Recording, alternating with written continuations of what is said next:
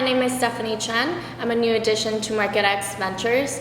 Today we're in Cancun on our company retreat. This month we are continuing this year with our webinar series. Today with me we have our CEO Cathryn Chen, our investment managers Wissam, Adli, and Callum, Osterman. We're going to cover today the 2022 overview, our prediction for 2023, and also go into some highlights for our portfolio companies. Wissam, why don't you take over? So venture deal activity declined quite a lot last year as we saw the space normalize. As an example, VC investment hit about $240 billion last year, which represented kind of an important decline versus the previous year. And what that tells us is there is some sort of, as I said, normalization. We're back to levels that are normal, but it's nothing really critical or exceptional. But this was mainly due to some sort of scarcity of liquidity globally, and that's of course as a result of tightening in monetary policies globally. And in the venture space, it's something that we really experienced, and we had smaller volumes in venture investments, which led also to valuations declining. So what does that mean for VC? We essentially see a lot less volumes in terms of deal activity, but we also saw much less new unicorns minting through the year, and that's a trend that will eventually stabilize, but probably not go back to levels that we saw over the last few years, which were exceptional years in the space. So with that, we had an investor's mindset shift. Investors started to really be giving more scrutiny to the fundamentals of companies, as they were really on a wait-and-see mode over the last year, and that's created a huge opportunity for investors. Ultimately, we very much welcome those short-term market dislocations. Next, my colleague Carl will walk us through the portfolio update from 2022. 2022 was challenging, and there's no getting away from that, both from a markets point of view and then also from a macro point of view as well. Technology companies have been hard hit, and parts of our portfolio have experienced challenges.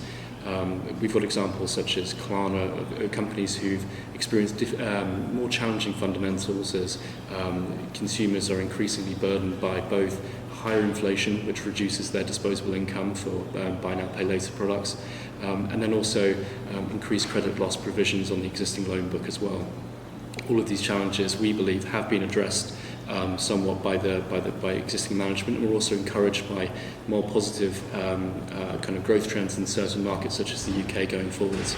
Now, while some of the later stage companies have had more challenging times in 2022, what we found in our portfolio is that some of the more early stage investments that we've made have actually prospered. A great example of this is Emerge, a company that's recently announced its Series A fundraising of $20 million, and has announced also a very exciting partnership with Disney that we believe will be leveraging Disney's scale and distribution and delivering a very powerful content product going forwards. But moving beyond that, we've also got Neurality as well, an AI hardware business essentially providing the infrastructure for companies creating AI on both off-premise and on-premise competing resources as well. What we think that speaks to is the fact that moving forwards in time, these trends that we expect to take place in the next 50 years, those don't evaporate even in a more challenging macro environment that we're experiencing right now. Neurality's recent fundraising, which was oversubscribed, which would total $44 million in the end, speaks to the power of AI moving forwards and the collective investor base around the world knowing that AI is something that needs to be actioned right now. Going forwards, I think we offer some incredibly attractive opportunities in this space, like OpenAI, that we think can be transformative in many jurisdictions. That's just one example that we have on the market right now that speaks to this very important and powerful trend. I think at the beginning of the year as well, it'd be really important to highlight our flagship fund, looking to raise $150 million of capital to be executed and deployed across the world in a variety of different sectors, looking to tackle some of the challenges that are being thrown up in an increasingly volatile world. We've seen supply chains be disrupted from semiconductors being sourced from Taiwan. We've seen an increasingly fragile energy system as well. All of these things need to be confronted, and we think we can play an important role in deploying capital to help entrepreneurs tackle all of these problems in time. So, for instance, we think that the world will shift to more renewable sources of energy going forwards as well, and we want to equip entrepreneurs with the ability to build alternatives to fossil fuels and other energy sources that we can help that can help provide greater energy security in nations like Germany or France, for example. Besides energy as well, we also think that the blockchain will be an increasingly important part in pulling together more fragmented legal systems and sets of regulation.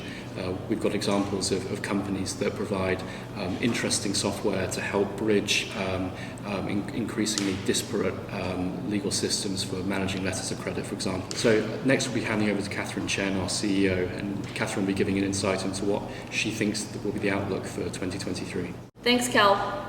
First of all, I would like to thank everyone for your continuous support at MarketX Ventures. In the last 8 years, we've come a long way since 2015, our founding.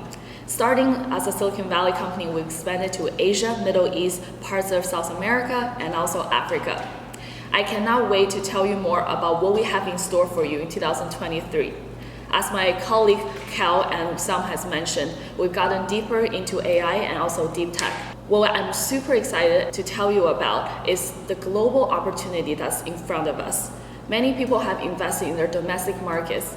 We're seeing great arbitrage opportunities around the world today. Last year, we also hosted many events around the world, from East Bogota, which is the first time we have been in South America, to actually going to Norway, finding deals in near the Arctic Circle. This year, we're excited to also go to places that we have never been and take you with us. Also, what I would like to note is that from the last 2 years, secondary markets have really slowed down, and that's because of extremely high valuations. By understanding the markets and actually having data points to show the secondary markets have actually experienced a 50 to 80% drop, we think that this year is a time where we can go back to evaluate really good companies that still have very strong fundamentals. However, they're valued at an extremely low price due to the overall macro environment.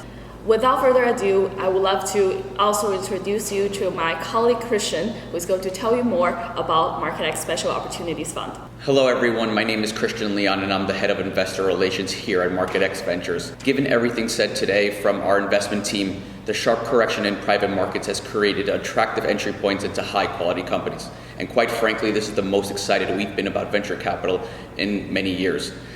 If you're interested in learning more about our upcoming fund or various investment strategies, feel free to reach out to me directly.